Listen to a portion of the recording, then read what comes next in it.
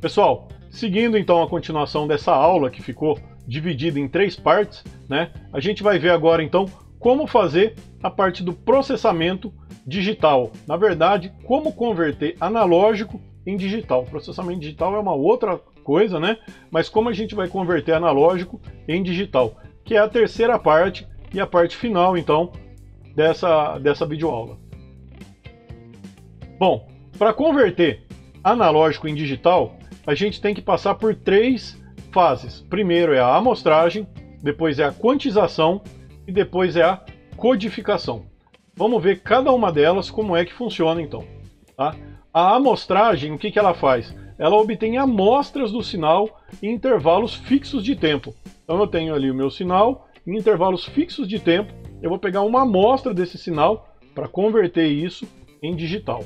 Tá? A quantização.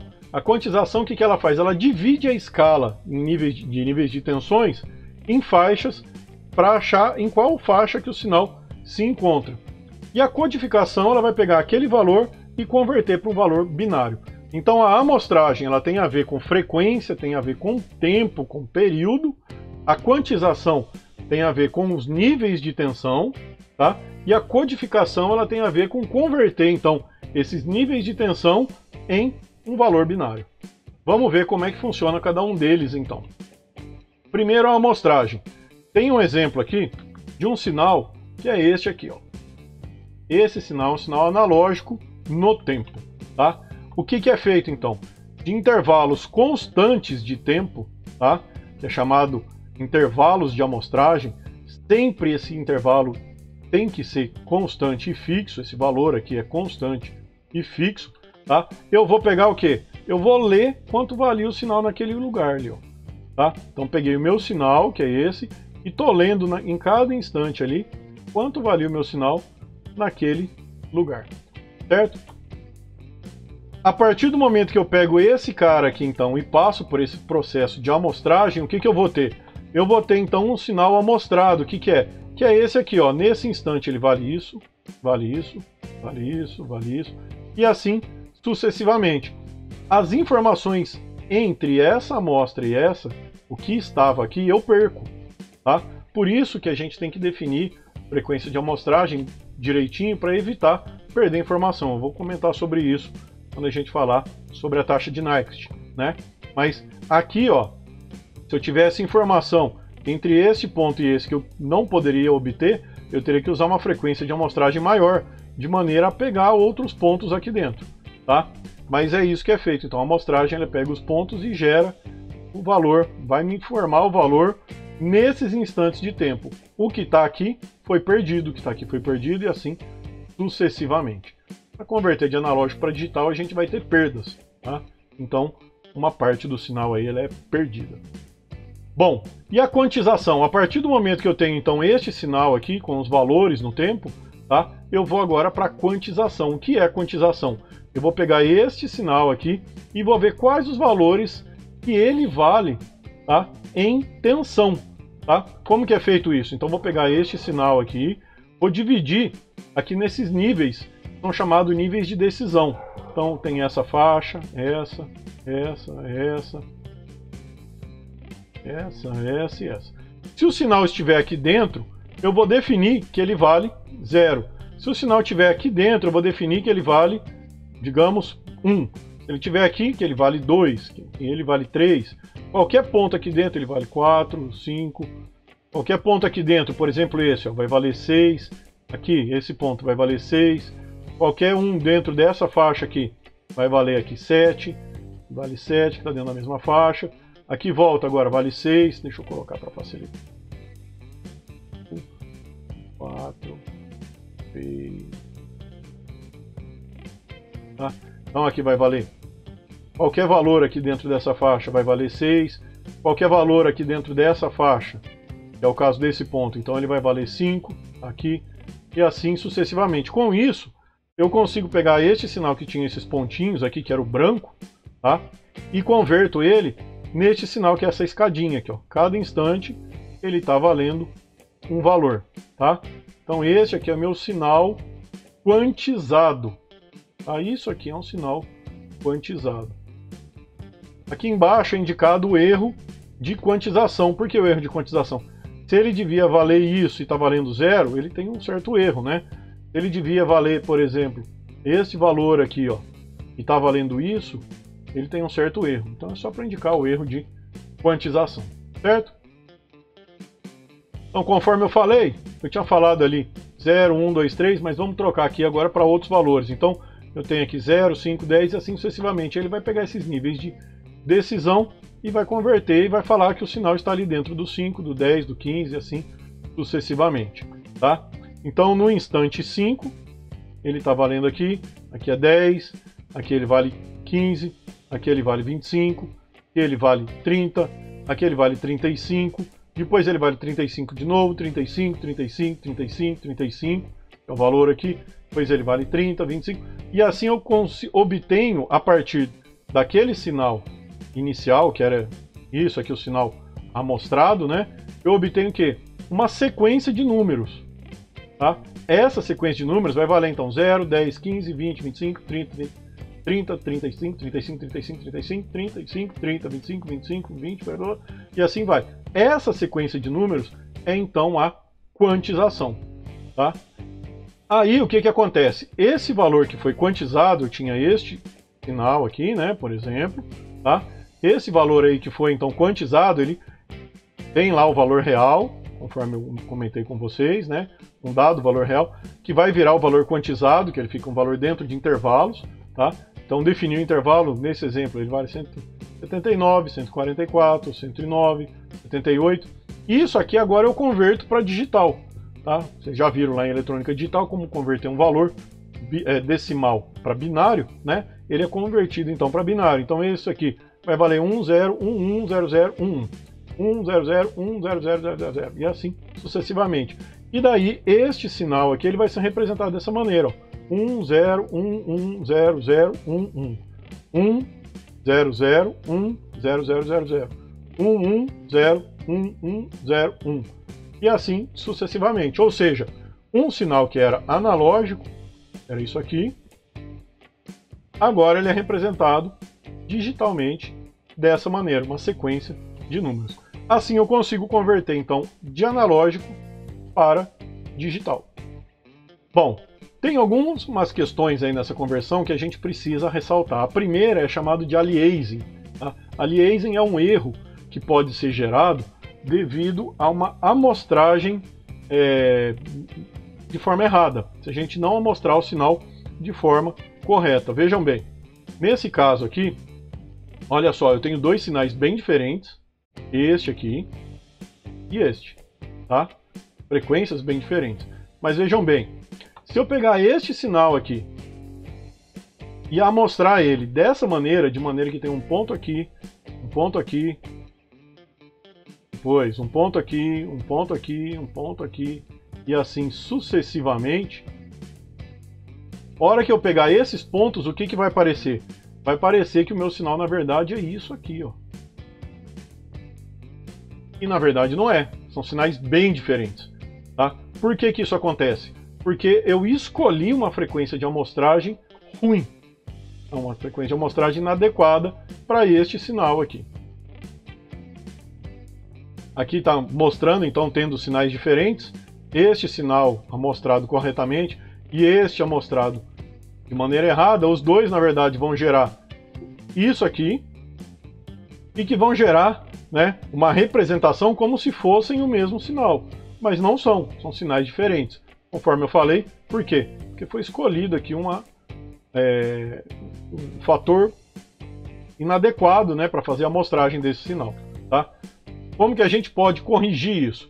Esse cara aqui, chamado Harry Nyquist, tá? Ele publicou um trabalho definindo o que a gente chama de Teorema de Nyquist. Bom, o que o Teorema de Nyquist fala? O Teorema de Nyquist fala que a largura de banda, né, a área que a gente vai trabalhar, ela tem que ser no mínimo 2 vezes a maior frequência do sinal, ou seja, ela tem que ser maior ou igual 2 vezes a maior frequência do sinal. Isso aqui é o mínimo, tá? Isso aqui é o limite. A gente evita trabalhar perto do limite. Ou seja, se é no mínimo 2 vezes maior, a gente costuma trabalhar com 4 vezes maior, 5, 10 vezes maior, para poder ter uma boa representação do sinal, tá? Então a frequência de amostragem, ela vai ter que ser, seguindo o teorema de Nyquist, né? Ele vai ter que seguir isso. Ele tem que ser no mínimo 2 vezes a maior frequência que eu tenho no meu sinal, tá? Um exemplo disso é se você pegar, por exemplo, um relógio e a cada volta o ponteiro, digamos que pegar o ponteiro dos segundos, tá? Vou pegar o ponteiro dos segundos. A cada 60 segundos ele dá uma volta, né? O que acontece? Se você tirar uma foto a cada 60 segundos, o que vai aparecer? Vai parecer que ele está parado, né? Cada segundo você tira a foto, vai parecer que o ponteiro está parado. O que tem que acontecer? Ele diz que é no mínimo 2 vezes a maior frequência do sinal. Nesse caso do relógio, a frequência seria a volta que ele está dando, né? Então o que eu tenho que ter? No mínimo 2 vezes, em uma volta, em um ciclo completo ali, eu teria que tirar uma foto. Então tiraria uma foto em cima, uma embaixo, em cima, embaixo. Com isso, o que eu tenho? Por exemplo, no caso do relógio, em cima, embaixo, em cima, embaixo. Eu saberia que o relógio está mexendo, mas eu não sei para que lado, né? Nem se é para frente, nem se é para trás. Não tenho essa informação, só sei que está mexendo. Por isso que é no mínimo 2 vezes, mas a gente trabalha longe desse mínimo, bem maior que o mínimo. Para quê? Para que consiga, por exemplo, tirar uma foto a cada momento ali do ponteiro, eu sei que o relógio está virando e sei para qual lado ele está virando. Por exemplo, se eu tirar a cada 15 segundos, então aqui, né? Eu sei para que lado que ele está virando. Se eu estou tirando a cada 15 segundos, seria o quê? 4 vezes a frequência que ele está girando, né? Ou seja, eu estou 4 vezes acima. Por isso que o limite é 2 vezes, mas a gente sempre trabalha longe desse limite, acima de 2 vezes. Isso aqui é muito importante, por quê? Porque se você pegar um sinal que nem esse aqui e pegar os pontos em frequências, períodos errados, né? O que vai acontecer? Ele vai gerar um erro. Então, para um sinal desse aqui, o mínimo que você teria que ter era o quê? Um ponto aqui, um ponto aqui, um ponto aqui, um ponto aqui. Se você conseguir dessa maneira, né? Com 2 pontos a cada ciclo, você sabe, na hora que você for gerar, ele vai gerar uma triangular belezinha, tá? Só que você deu sorte de pegar no pico, porque se você pegar o sinal aqui, né, ele vai ficar errado, tá? Então a gente trabalha longe do mínimo por causa disso, senão vai ficar tudo zero. Então, ó, um sinal, por exemplo, com essa frequência aqui, se for 4 vezes acima, você pegaria 4 pontos dentro de um ciclo. 4 pontos dentro de um ciclo já provavelmente seria, sei lá, algo, por exemplo, aqui, aqui, aqui e aqui.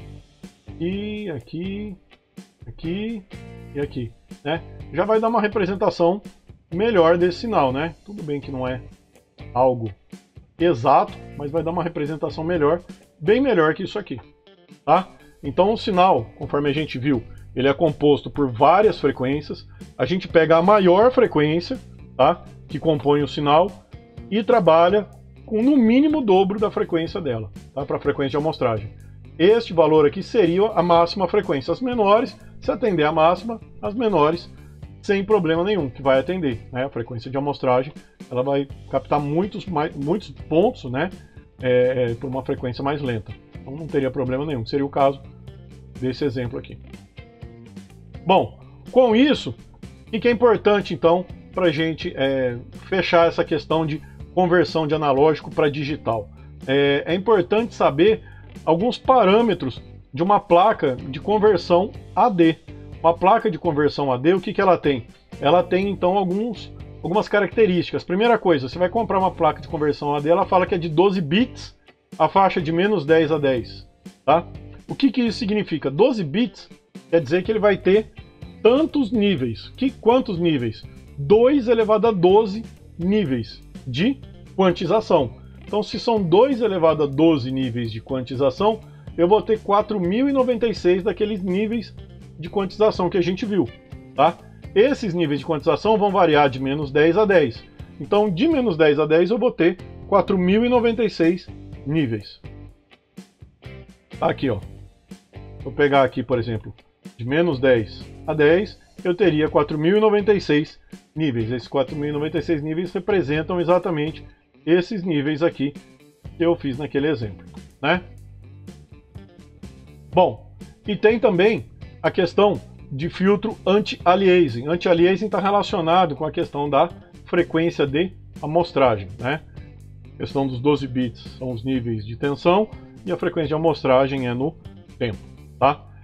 Digamos que eu tenho um sinal onde a maior frequência, eu tenho que conhecer meu sinal, antes de mais nada, onde a maior frequência dele é de 300 Hz, tá? Se esse sinal é de 300 Hz, vamos lembrar lá o que falava a questão do Nyquist, né? Nyquist diz que a frequência de amostragem tem que ser no mínimo 2 vezes o sinal, tá? Então o que eu vou usar? Eu vou usar algo muito maior que 2 vezes. Minha maior frequência é 300, eu tenho que usar algo acima de 600. Então para esse caso eu estou utilizando uma frequência de amostragem de 1000 Hz. Atende? Atende. É maior do que o valor, tá? Como eu estou trabalhando com 1000 Hz, o que eu preciso? Eu não posso ter nenhum sinal que seja acima de 500 Hz. Por quê? Porque a hora que eu vou fazer a amostragem, como eu estou usando essa frequência aqui de amostragem de 1000, tá? Lembrando lá a taxa de Nyquist, tá? O que vai acontecer? Se eu tenho essa taxa aqui de 1000, se eu tiver algo acima de 500, eu não estou atendendo Nyquist, né? Isso aqui tem que ser, no mínimo, o dobro do máximo de sinal que pode entrar, tá? Se o meu sinal é até 300, eu até poderia usar um filtro passa baixa de 300, mas nesse caso aqui foi optado usar um filtro anti-aliasing de 450 Hz. É um filtro passa baixa, tá? Então ele vai deixar passar só as baixas frequências até 450, tá? E todo sinal de 500 para cima seria problema, tá? Por isso que eu uso então essa questão aqui do 450. Então essas são outras características que você tem que saber quando você vai comprar uma placa condicionadora de sinal ou uma placa que converte analógico em digital, tá? Essa questão então da frequência de amostragem, máxima frequência do seu sinal, esse filtro que tem que estar lá dentro da placa, você tem que setar ele para que ele seja menor que a metade, né? Para que isso seja no mínimo o dobro, a frequência de amostragem seja no mínimo o dobro. E aqui tem os níveis, a quantidade de níveis de quantização do seu sinal, tá? Com isso, então, você consegue comprar uma placa aí de conversão AD, tá? E consegue, então, converter o seu sinal de analógico para digital. Para converter de analógico para digital, para chegar nesse nível, né? Claro que tem que ter aquele processamento analógico que a gente conversou antes, para chegar a níveis de tensão razoáveis. Eu não posso pegar um sinal de 1 microvolt e querer jogar aqui. Ele aceita de 10 a 10, 1 microvolt é tão pequenininho e ele não vai reconhecer, vai ficar dentro de uma faixa só, simplesmente dentro dessas 4.096 faixas, o sinal vai ficar dentro de uma faixa só. Então tem que amplificar ele para que ele varie dentro dessas 4.096 faixas, tá? Então eu preciso fazer esse processamento analógico antes, que é chamado de condicionamento de sinal. Tranquilo, pessoal? Alguma dúvida? Pessoal, com isso a gente finaliza então essas 3 partes, que eu dividi esse conteúdo de processamento de sinal, uma introdução bem rápida ao processamento de sinal, né? Onde a gente viu a parte do sinal, a parte de condicionamento, a parte analógica, né? E a parte de como converter analógico em digital, certo? Pessoal, nessa videoaula a gente viu então como que a gente pode processar alguns sinais, né? Como que a gente pode fazer para fazer algum tipo de filtragem, transformada de Fourier, como que a gente faz então para transformar um sinal analógico em digital, a quantização, a binarização, né? A frequência de amostragem. A gente viu alguns parâmetros aí para conseguir trabalhar com sinais. Conforme eu falei, esse conteúdo de processamento de sinais, ele é um conteúdo bem extenso, né, bem grande, e isso é visto em cursos superiores, tá? Mas não foi o objetivo aqui na disciplina. O objetivo é dar uma introdução muito rápida, né, para ter ideia da transformada de Fourier, da resposta em frequência, para poder trabalhar com filtros, tá? Quem tiver interesse em conteúdos mais aprofundados de processamento de sinal, teria que, claro, fazer um curso de processamento de sinal, tá? Mas com esses conteúdos a gente consegue dar encaminhamento aqui, então, com a disciplina, fazer alguns projetos aí envolvendo a eletrônica analógica, envolvendo a parte de conversão de analógico para digital e também a parte de filtragem do sinal. Tendo alguma dúvida, coloca aqui embaixo que eu respondo e até a próxima, então.